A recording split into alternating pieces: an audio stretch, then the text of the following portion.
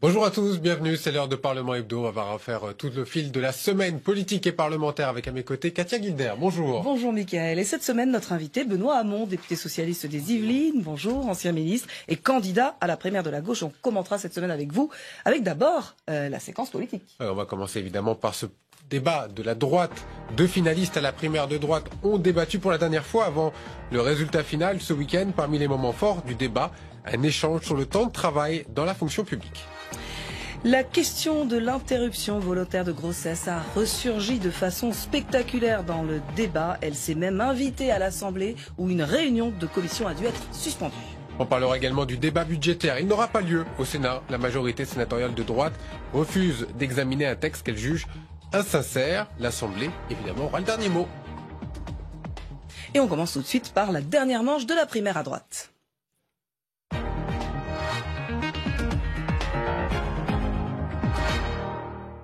Une passe d'armes a marqué ce débat, c'était sur la question des fonctionnaires et sur le temps de travail. Écoutez cet échange, on en débat juste après avec notre invité. On ne fera pas dans la fonction publique une réforme consistant à proposer aux fonctionnaires de travailler 39 heures, 37 heures. Ça ne se fera pas. Eh bien, c'est là où je suis en désaccord. C'est un point très important. On prend les paris parce que ce n'est pas juste. Pourquoi c'est pas juste? Parce que ce n'est pas juste. C'est juste qu'un salarié travaille 39 heures et pas un fonctionnaire. Mais un salarié qui va travailler 39 heures, il va être payé 39 heures. Mais ça dépend. Sauf des cas exceptionnels. Pas dans toutes les entreprises. Non, ce n'est pas juste. On ne peut pas demander à des fonctionnaires de travailler plus pour gagner moins. Là, c'est un point très important. C'est un point entre fondamental. Parce que ça veut dire, en fait, qu'Alain Juppé ne veut pas vraiment changer les choses. Si on veut que le pays se redresse, il faut que tout le monde fasse un effort supplémentaire. Au fond, il faut qu'on travaille un peu plus et qu'on dépense un peu moins. Benoît Hamon, est-ce que ça veut dire que François Fillon et Alain Juppé, c'est la même chose pour vous? Pas sur ce point, manifestement, et ça indique surtout la violence qui serait celle du projet de François Fillon s'il devait s'appliquer. Violence. Oui, violence. Imaginez à l'hôpital, passer de 35 à 39 heures, payer 35. Vous allez demander à une aide-soignante, à une infirmière, à toutes celles et ceux qui aujourd'hui sont déjà sous pression, sont victimes de souffrance au travail à raison de cette pression, de faire cela. Tout ça n'est absolument pas violence, raisonnable. Programme dangereux, selon vous, un homme dangereux? Non, mais je pense que c'est violent.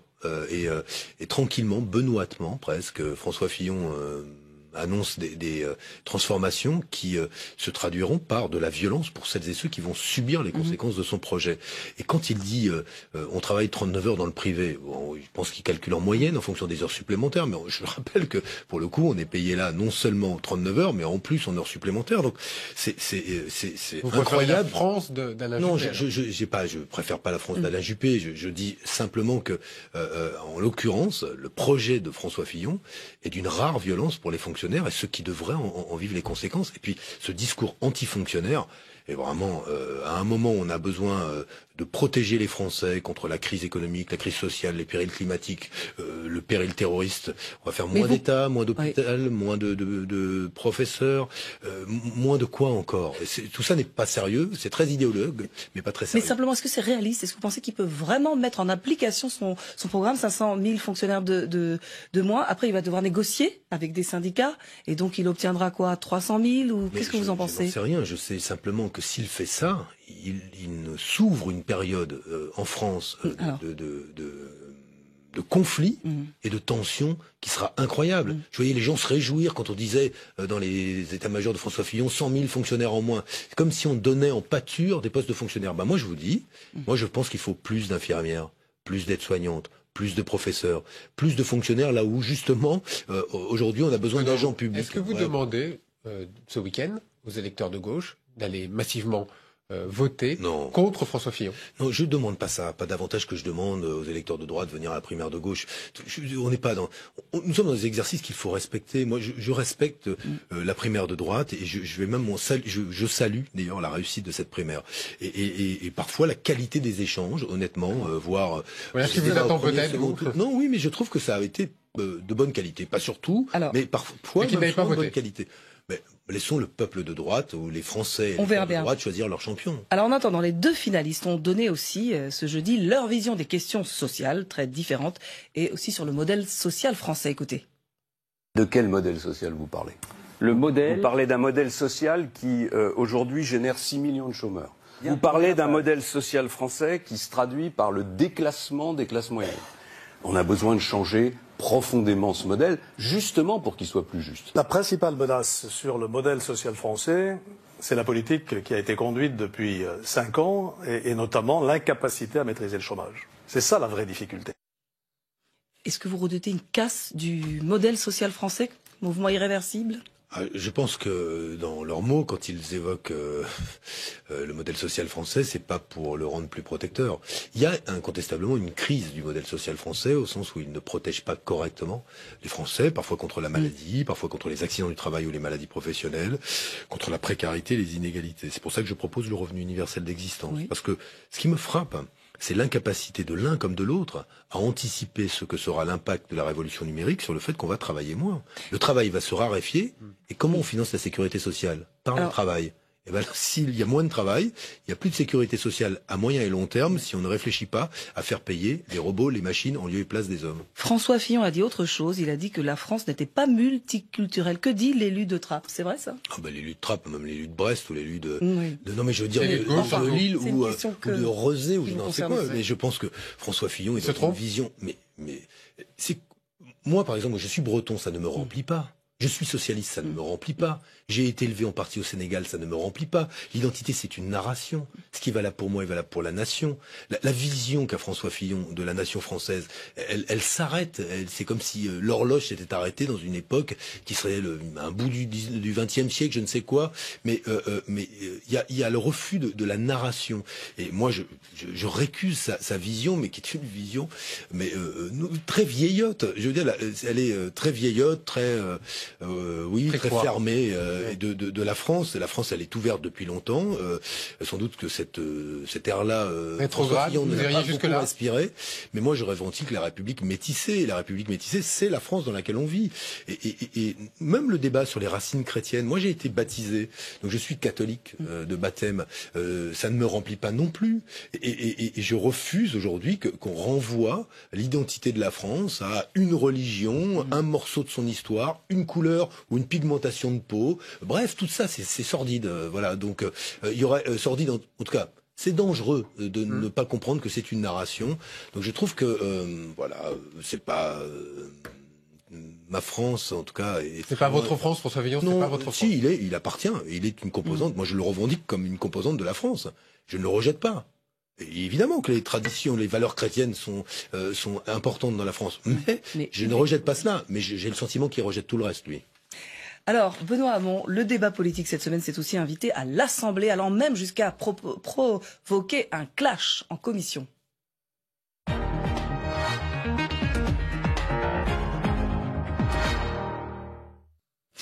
Une proposition de loi était à l'ordre du jour de la Commission des affaires sociales pour étendre le délit d'entrave à l'IVG au site internet. Eh bien, le sujet revenu dans l'actualité a provoqué une altercation entre députés. Le récit de Jean-Baptiste Daoulas.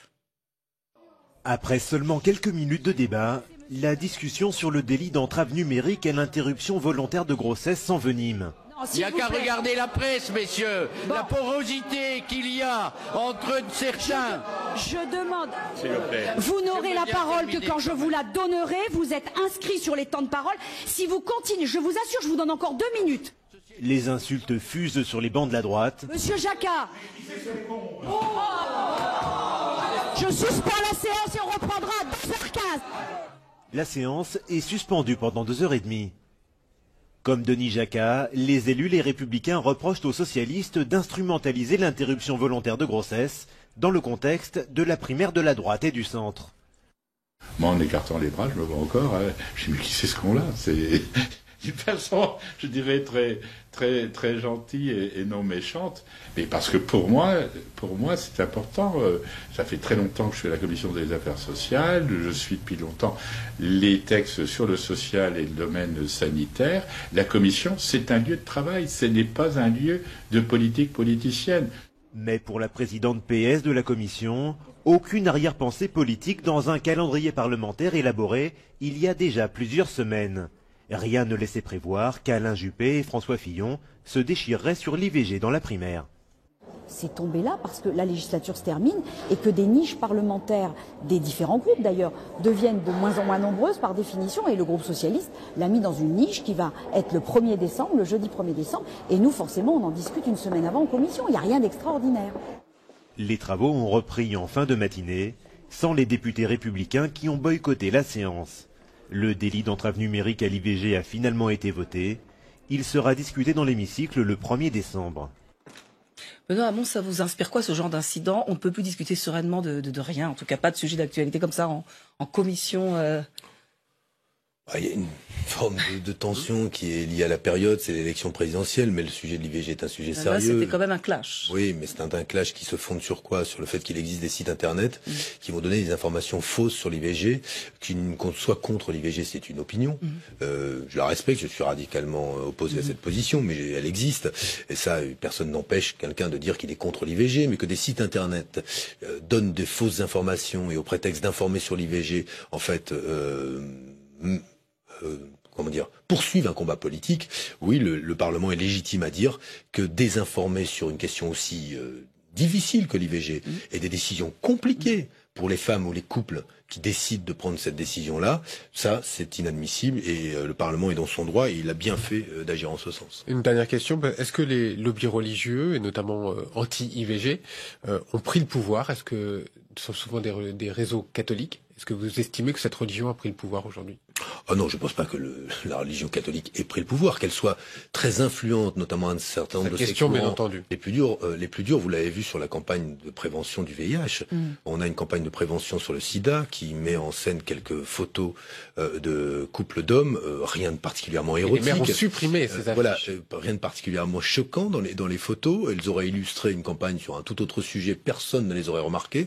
Mais comme c'est sur la prévention du sida, le lien a été naturellement fait avec l'homosexualité et rien que ces images, qui n'ont rien de choquant, justifient des censures de la part d'élus de droite. Révolution conservatrice? Oui, révolution conservatrice. On en arrive à un moment où une partie de la droite, sous influence d'un certain nombre de courants religieux, incontestablement, ne le nions pas, ils y militent et ils y travaillent. Et aujourd'hui, ils disent non, nous n'avons rien à voir avec ça. Si, ils ont à voir avec cela.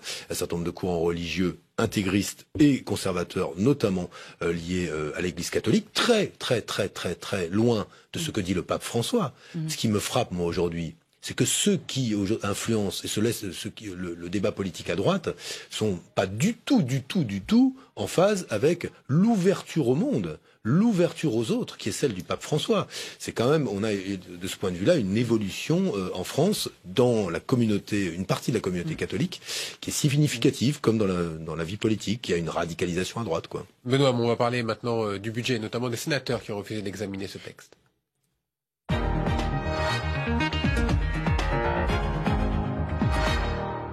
Le projet de loi de finances ne sera donc pas examiné par la majorité sénatoriale de droite, une première depuis 1993. Résumé Sandra Cerquera. Un budget bidon, insincère, électoraliste. Voilà comment la majorité sénatoriale qualifie le projet de loi de finances pour 2017. Elle compte le rejeter sans même le faire voter, grâce à l'adoption d'une question préalable. Seule la discussion générale aura lieu. Le texte repartira donc sans modification à l'Assemblée nationale. Une première depuis 1993. Les sénateurs n'ont pas à apporter leur garantie, leur caution. Les sénateurs n'ont pas à apporter leur vote à des mesures électorales, qui sont d'ailleurs des mesures sans lendemain, puisque ce budget ne sera pas exécuté, tout le monde le sait. Donc pas de théâtre d'ombre, pas de jeu de rôle. De son côté, le gouvernement accuse les sénateurs de droite de refuser le débat. Alors que les Français veulent savoir comment sera réalisé le plan d'économie de 100 à 150 milliards d'euros. Et il faudrait nous dire clairement, il faut dire clairement au pays, comment vous comptez faire pour supprimer de 300 000 à 500 000 emplois publics. Pour la majorité sénatoriale, le projet de loi de finances repose sur des prévisions de croissance irréalistes. Ça n'est pas un exercice qui permet au Parlement de se prononcer sur des vrais chiffres et que aujourd'hui la France est à la traîne au niveau européen, elle est à la traîne en termes de croissance, elle est à la traîne en termes de déficit et donc la copie du gouvernement, finalement, elle est déjà caduque. À l'inverse, la Commission européenne est plus optimiste. Elle voit la France passer en dessous de la ligne rouge des 3% de déficit public imposé par Bruxelles, un contre-argument pour le gouvernement. Benoît Hamon, est-ce que vous diriez que le budget qui a été présenté est sincère? Oui, il est sincère. Bon, on est là dans du jeu politique, ce sont les élections présidentielles. La droite dit, elle n'a pas totalement tort, ce budget, si jamais on gagne, il ne sera pas exécuté, donc elle se met en dehors du débat. D'ailleurs, peut-être aussi parce qu'ils sont bien incapables de se mettre d'accord sur la manière de proposer un contre-budget aujourd'hui entre les jupilistes et les à l'image de ce qui s'est passé au Sénat, c'est ce que vous voulez dire? Oui, voilà, mais peu importe, ça c'est pas ça qui m'intéresse. Ce qui est intéressant, c'est de savoir aujourd'hui si oui ou non on considère que il faut continuer à serrer la vis et à supprimer, je veux dire, poser les choses telles qu'elles sont, supprimer des postes d'enseignants, qu'il y ait moins d'adultes dans les écoles et moins d'adultes, ou en tout cas moins de fonctionnaires dans les hôpitaux. Ce sont ça les vrais sujets. Et là-dessus, la droite semble dire oui, il en faut moins. Bon, en tout cas, on peut faire avec moins. Moi, je pense qu'il en faut plus. Voilà. Et sur le budget qui est venu, moi, je me suis abstenu. Combien de fonctionnaires vous voulez, vous, en plus? C'est pas comme ça que je dirais. Vous avez quantifié des objectifs? Non, mais je vais vous donner un objectif. Si, par exemple, dans l'éducation nationale, on dit que une des priorités, c'est la formation continue. La formation, si on donne davantage de jours où les profs se forment dont ils ont besoin dans leur carrière, parce qu'il n'y a pas assez de formation continue aujourd'hui en France, ça veut dire qu'il faut bien les remplacer. Si on se fixe sur ce qu'on appelle le cycle 2, CP, CE1, CE2, un objectif qu'il n'y ait en moyenne pas plus de 20 élèves par classe, il faut continuer à dédoubler des classes. Donc combien de fonctionnaires? C'est poursuivre les recrutements. On en a fait 60 000 de plus sur un quinquennat. Il faudra poursuivre les recrutements dans tous les secteurs où aujourd'hui on a besoin de professeurs. Comment vous financez ces mesures? Oui. Mais tout simplement en continuant à avoir des politiques qui soient des politiques où les prélèvements, d'abord sur le capital, mais aussi par la fusion CSG-IR, par la modulation de l'impôt sur les bénéfices des sociétés, selon qu'ils. Et vous poursuivez la baisse d'impôts? Non, je remets en cause une partie du CICE parce qu'il était inutile et que là on gaspille de l'argent qui pourrait utilement aller au financement d'un service public de qualité. Je veux même vous dire, il y a des services publics dont on aurait besoin qui n'existent pas. Est-ce que vous considérez pas, par exemple aujourd'hui, qui aurait besoin d'un service public de la petite enfance, pas seulement pris en charge par l'État, ni les municipalités, mais aussi par des structures privées, crèches associatives, crèches parentales, voire même crèches d'entreprise. Là, il y aurait besoin d'un vrai service public. Est-ce que vous considérez aujourd'hui que quand on paye une auxiliaire de vie 1300 € par mois pour qu'elle s'occupe de nos parents, des toilettes à domicile, du ménage, et qu'elle a une demi-heure pour faire la toilette, nourrir, faire le ménage, et qu'elle dit qu'elle ne le peut pas, c'est acceptable. On voit bien qu'il y a des secteurs dans lesquels il faut développer un service d'intérêt général, sous des formes peut-être différentes de ce qu'on faisait avant, et de ce point de vue-là, moi je suis d'accord, un service public, ça peut plus être un fonctionnaire, un formulaire, un guichet comme avant. Donc réformer quand même. Ah oui, évidemment, parce qu'il faut individualiser une partie des réponses, mais moi je pense que c'est pas moins aujourd'hui de service aux personnes et du service public qu'il faut, mais plus. Nous fermons je l'assume. Nous fermons cette séquence parlementaire. On va revenir à cette question maintenant qui se pose. Mais que va faire François Hollande? Est-ce qu'il va se déclarer candidat à la primaire de la gauche? Il a jusqu'au 15 décembre pour le faire. C'est la grande question de la semaine. Et Stéphane Amalian nous explique ce qu'il peut faire. Le chef des socialistes au Sénat en a-t-il trop dit hier en dévoilant le calendrier de François Hollande pour 2017? Le président de la République a dit qu'il donnerait sa réponse le 10 décembre. S'il est candidat, je le soutiendrai parce qu'il est capable de porter le bilan de son quinquennat qui a été décrié tout au long de ce quinquennat, à gauche comme à droite d'ailleurs, parce que les frondeurs ne nous ont pas aidés, mais dont ce quinquennat sera revalorisé, j'en suis certain. François Hollande a jusqu'au 15 décembre pour se déclarer, date limite du dépôt des candidatures de la primaire socialiste. Et à en croire les proches du chef de l'État, ses intentions ne laissent plus de place au doute. Moi, je n'en doute pas, c'est lui qui le dira. Oui. Voilà. Donc vous n'en doutez plus. Vous ne doutez plus de sa candidature. Je n'en doute pas. En ai-je douté? François Hollande accélère, ses soutiens occupent le terrain médiatique avec pour objectif d'éviter au chef de l'État d'être pris de vitesse par son Premier ministre, Manuel Valls. Manuel Valls considère qu'il a aussi des capacités et qu'il s'il devait relever ce défi, il pourrait le relever. J'en ai parfaitement conscience et j'ai dit que je respectais ça. En même temps, il y a un président de la République et c'est lui qui a été élu en 2012. Voilà. Donc c'est lui qui décide. Et c'est lui qui décide. Le Premier ministre, lui, maintient la pression sur le chef de l'État. Il déclarait récemment qu'il fallait de la méthode, de la rigueur, un engagement personnel, une incarnation et une autorité pour l'exercice du pouvoir. Les relations au sein du couple exécutif s'annoncent donc tendues jusqu'au 15 décembre. Relations tendues au sein du couple exécutif, je l'ai vu sourire pendant la diffusion de ce sujet. Incontestablement, tout le monde sait lire. On sait lire, on sait interpréter les déclarations des proches de Manuel Valls, on sait lire ses interviews. Il souhaite être candidat à l'élection présidentielle et voudrait bien pousser une décision défavorable du président de la République. Non, mais moi je trouve que cette déstabilisation de l'exécutif, venue de l'exécutif lui-même, pose problème. Ouais. C'est le Premier ministre qui a dit que nous étions en guerre. C'est le Premier ministre qui a réclamé de l'unité et de l'homogénéité dans une situation où les Français avaient besoin d'être protégés, pas simplement du risque terroriste, mais des difficultés qui sont les leurs. Donc je trouve cette séquence, du point de vue des deux têtes de l'exécutif, pas bonne. Et je le dis parce que moi j'ai pris mes responsabilités, je ne suis plus au gouvernement, j'ai décidé de faire porter ma parole dehors, comme d'autres, mais là nous sommes devant ce qui relève d'une compétition entre les deux têtes de l'exécutif, je ne la trouve pas saine. Voilà. Est-ce qu'il fragilise François Hollande, Manuel Valls? En tout cas, indiscutablement, cette séquence ne montre pas un exécutif d'abord concentré sur sa tâche et en capacité de nous dire comment on fait face aux différents rendez-vous qui viennent. Donc, ce que je veux simplement dire, c'est que non, oui, entendre que le Premier ministre voudrait bien y aller, soit, on l'a bien compris. Bon, maintenant que rapidement les choses se décantent, moi, peu importe qui sera choisi parmi mais qui que ça sera l'élu.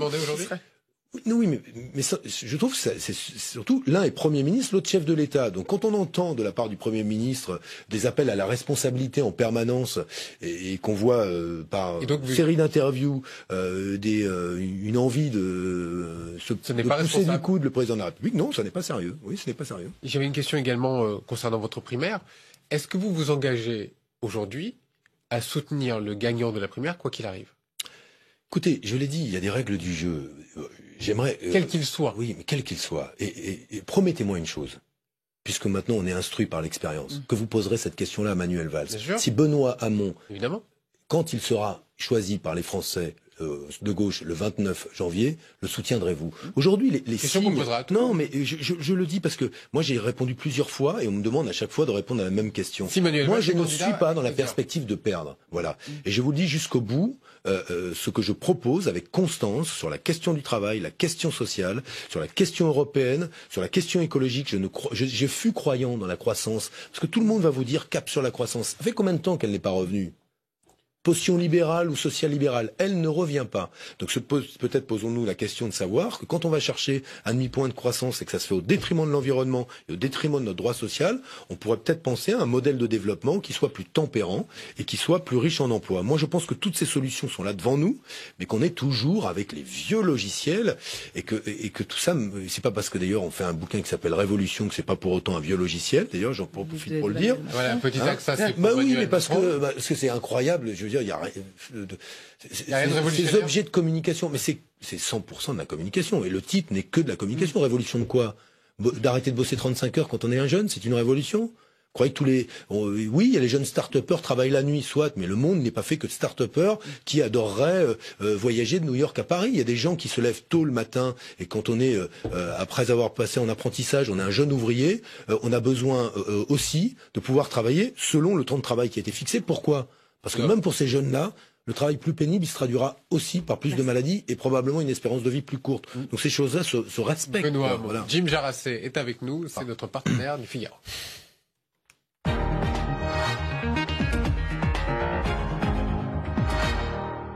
Bonjour Jim. Bonjour Mickaël, bonjour Katia, bonjour Benoît Hamon. On a parlé de la primaire à gauche qui semble un peu au point mort alors que celle de droite a été un succès de participation.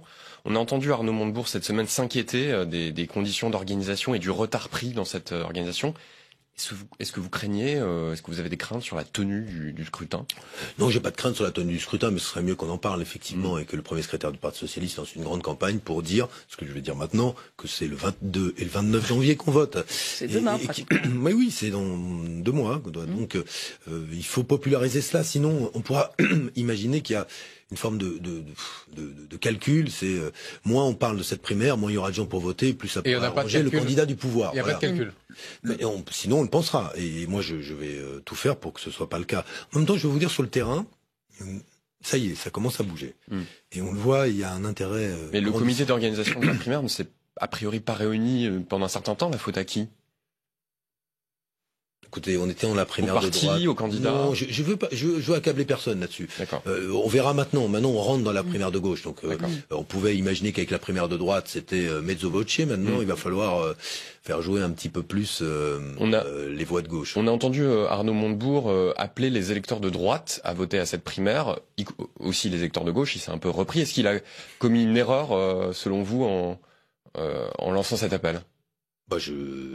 Je comprends pas en quoi un électeur de droite pourrait être un arbitre utile d'un débat à gauche. Voilà, je dis les choses simplement, pas davantage que je ne comprenais l'inverse. Donc, pour faire tomber François Hollande, concrètement, c'est ça l'idée. Si on est sûr de ce qu'on défend, moi je pense aujourd'hui que les propositions que je mets sur la table, vu l'écho qu'elles ont sur le terrain, me permettent d'envisager sereinement de pouvoir l'emporter. Et c'est pas en appelant les électeurs de droite qu'un projet de gauche, à mes yeux, l'emportera. Sauf, voilà, donc je ne le suis pas sur ce terrain-là. Martine Aubry réunit ses soutiens demain à Bondy, c'est le carrefour des gauches. Elle entend un peu ressouder les morceaux d'une gauche complètement éclatée.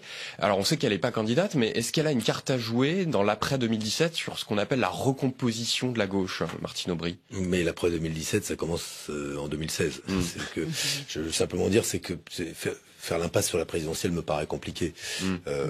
Et avant de penser à l'après 2017, ce qui supposerait qu'on ait déjà anticipé la défaite, il s'agit de voir aujourd'hui combien de Français sont capables ou veulent ou acceptent de se rassembler autour de propositions simples. Quand j'ai posé le revenu universel d'existence, qui grandit dans la campagne, je m'en réjouis. On voit beaucoup de gens de gauche et vraiment de toutes les familles de la gauche s'intéresser à ce qui pourrait être une nouvelle protection sociale qui change notre rapport au travail, qui permet d'éradiquer la pauvreté. Bref, c'est autour de ces contenus-là qu'on y arrivera. Et donc, alors moi, Vous préfériez qu'elle apporte un soutien clair à un candidat, vous, par exemple? Je serais très attentif à ce qui se dira sur le fond, ça m'intéresse. Après, ce qu'elle fera, écoutez, Martine Aubry, c'est Martine Aubry. On est tous, vous comme moi, bien placés pour savoir que si elle décide de soutenir quelqu'un, elle le fera. Si elle n'a pas envie, elle le fera pas. Et bon, moi, je fais campagne et je regarde juste de revenir sur ce que vous avez dit sur la primaire. Vous êtes sûr de gagner cette primaire aujourd'hui, des remontées de terrain. Est-ce que vous nous dites aujourd'hui, un peu comme François Fillon le faisait, ne regardez pas les sondages, je serai le François Fillon de la primaire de gauche? Non, je ne peux pas être François Fillon de rien du tout. Mais je comprends l'analogie, mais ce que je sens, c'est que oui, mais je pense que autour des contenus, il se passe des choses. Voilà. Et on désespère trop souvent du peuple français, de sa capacité à se retrouver sur des contenus plutôt que sur des stratégies électorales un peu compliquées. Vous savez, et donc voilà, moi il me semble qu'il se passe des choses. J'ai passé 48 heures en Normandie, j'en suis revenu, très motivé. Et persuadé de gagner voilà, donc cette primaire. En Bourgogne et en Picardie, dans les Hauts-de-France, pardon. Là maintenant, non, je sens que ça se passe. Voilà, je sens qu'il y a il se passe il y a quelque chose. Ça va. Ouais. Allez, alors, il se passe aussi quelque chose chez les communistes qui sont en train de voter en ce moment sur la stratégie présidentielle. Ils ont deux options, candidature indépendante ou un ralliement, peut-être un candidat de la primaire à la gauche, et puis un soutien à Jean-Luc Mélenchon qui est l'option soutenue par Pierre Laurent. Est-ce que vous souhaitez que les militants invalident cette option du soutien à Jean-Luc Mélenchon? D'abord, les cadres ont refusé de soutenir Jean-Luc Mélenchon. La parole est aux militants. Oui, la parole est aux... Non, alors là, les militants communistes... ils font ce qu'ils veulent. Moi, ce que je souhaite, ce que j'aurais souhaité, c'est que Jean-Luc Mélenchon vienne dans la primaire de gauche. Parce que j'entends dire oui, mais on ne veut pas soutenir Hollande. Alors, s'il n'est pas capable de battre Hollande dans la primaire de gauche, il ne va pas le battre au premier tour des élections présidentielles. Puis là, on aurait eu la capacité de pouvoir assembler 25-30% du corps électoral et donc d'être au second tour de l'élection présidentielle. La division, ça nous assure quasiment l'élimination. Donc moi, je militerai, quoi qu'il se passe, pour, d'une manière ou d'une autre, le rassemblement de la gauche, Mélenchon inclus. Eh bien, on termine avec cette phrase-là. Merci Benoît. Merci à vous. Merci. Merci à tous et bonne semaine.